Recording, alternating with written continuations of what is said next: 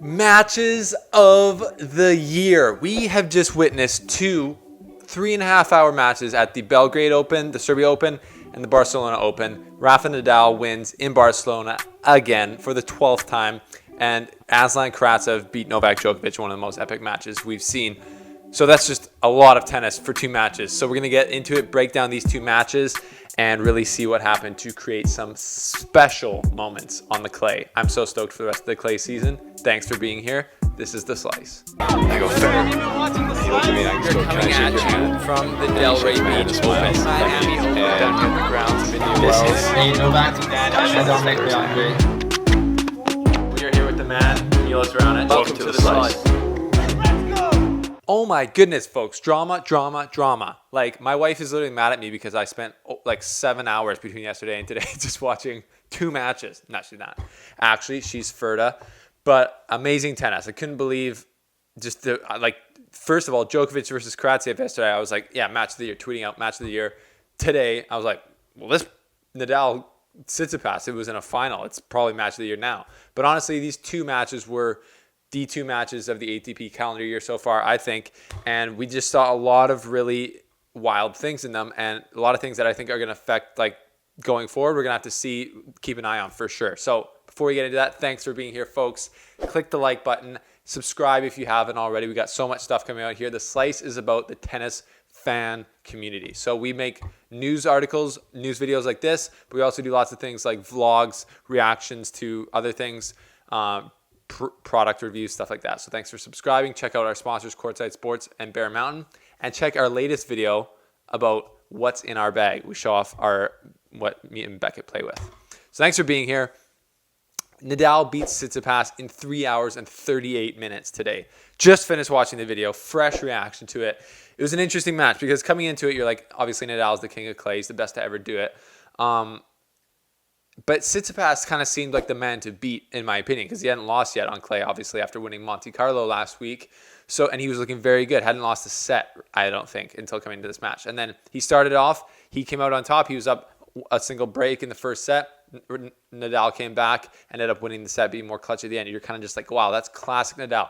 He wasn't playing his best. You could tell that he still doesn't quite have it, but he's definitely playing better than he was in Monte Carlo or at the beginning of this tournament. So it was a really tight first set there. And then Tsitsipas again went up in the second set, again let him back into it, and then Nadal had two set or match points. And Tsitsipas was on his serve. He was able to fend it off.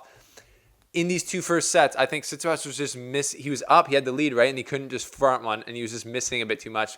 But that's totally the Rafa Nadal effect, where it makes you feel like you have to go for more, etc. You go too close, do more than you have to, even though Nadal doesn't seem like he's moving as well. And when he gets these balls, he doesn't have as much stability to like hit the shots he wants to. He's making more not unforced errors, but like errors than we typically see, I think, on the clay. That's for sure. So then it goes to the third set, and it's super tight again. And then Stefanos has match point on Nadal's serve after Nadal had made an unforced error, just a missed it was kind of like a put away smash overhand thing. It was very reminiscent of the third set tiebreaker in the Australian Open match where Nadal missed like a shocking smash, and that really like changed the tone of the match. And then Stefanos went on to make this epic comeback and win. So I was like, that was in my mind. I was like, even on the match point when he was serving for it, he like missed his first serve and he just looked down. I was like, this is over. And then Nadal hits a net court, ends up winning the point because it kind of like put Tsitsipas on the back foot. And I was like, that is called home court advantage. Pista Rafa, the court is literally named Pista Rafa Nadal. So he's going to get those home court bounces. And Nadal's probably looking across the court and be like, yeah, buddy, that's what winning this title 11 times will give you, is these bounces. He comes back. Tsitsipas just missed too many times at the end. At the end of the match, it was basically who would blink first. And then I think it was more like one guy blinking. Neither guy was playing their absolute best, but Tsitsipas definitely blinked. And it makes sense because Nadal's won 20 slams. He's like the ultimate clay champion, and he just outlasted him. And you could see what it meant to him right here. Falling on the court, it looked like he's celebrated less when winning Roland Garros before. So that's kind of shows like Nadal's been searching for his game, looking for his game. He found it enough today to get by. I think he'll need a bit more game to win the French Open, but I totally expect him to bring it because he always does. So his lack of his top game right now should not concern us. I think that there's no way he's not going to find it before the French Open. So we just got to wait for that. And I'm very interested to see how Madrid goes. For Tsitsipas, he's going to take this obviously as fuel for the fire. I think he knows he was 2 inches. The net hit the ball hit the net and went in still. He could have just won it on that point. He was only 2 for 13 on break points against Nadal. So he knows he could have done more. He's going to be frustrated with that, I think, but he's going to be very motivated, I think, to get some more titles in this clay swing. So that's that. Karatsev beat Djokovic in the semifinal of the Serbian Open. From the get-go, I mean, Djokovic went up early, but then after that, it was basically Karatsev had more firepower. Karatsev's style, he likes to stay close to the baseline, dictate, and hit big balls. And Djokovic can handle those types of players because Federer likes to do that, obviously, and Djokovic has had lots of success against Federer. But something I just see now, they're still the 2 best players in the world, Djokovic and Nadal, but they are older. They can't do what they've done historically to win. They've had to change their games, and we see that. On fast court surfaces like grass and hard, Djokovic is getting better at ending points quicker and just taking his chances to hit shots that really hurt players and not having to defend as much.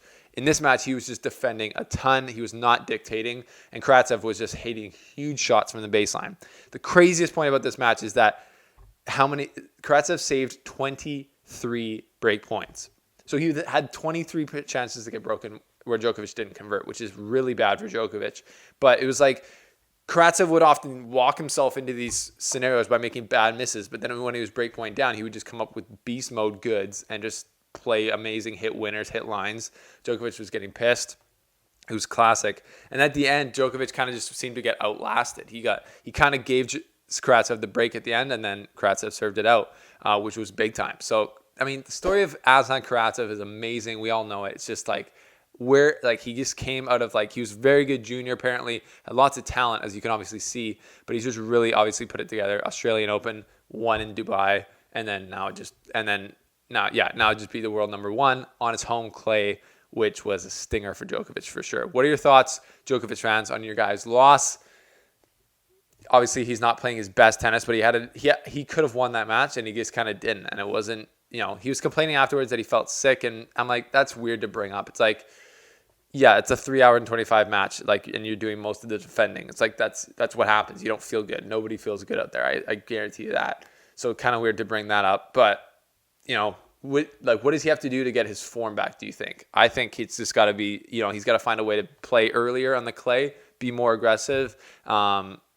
But, this isn't his favorite surface. That's bar none. So we'll see going forward. It looks like he's not going to play Madrid. He kind of said that because he doesn't have any points to defend there. So I think we might see him in Rome, where he does have a lot of points to defend. But it's going to be very interesting going forward. What do you guys think is going to happen going forward in the clay swing? You got Nadal finally winning, but it's only an ATP 500. Team is coming back, I think, for Madrid. Djokovic might not be there. We're not going to see Fed until, I think, the tournament in Switzerland, the small 250. Interesting times. What do you think is going to be happening? Let us know below. We'll get you in the comment section. Thanks for being here. Make sure you click all the links below. It really helps us out. Appreciate you guys when you do that. And we will see you very soon here on The Slice. Thanks for watching that video. But before you head out and go to a tennis store and possibly purchase some new gear, don't do that without going to courtsidesports.com, where you can get brand new rackets like the new Pure Drive, the new Pro Staff, the new Uber Sonic from Adidas for 10% off. Because we love you, because you're a tennis fan, Courtside Sports is hooking you up. So link below, check out our discount code SLICE10 for 10% off.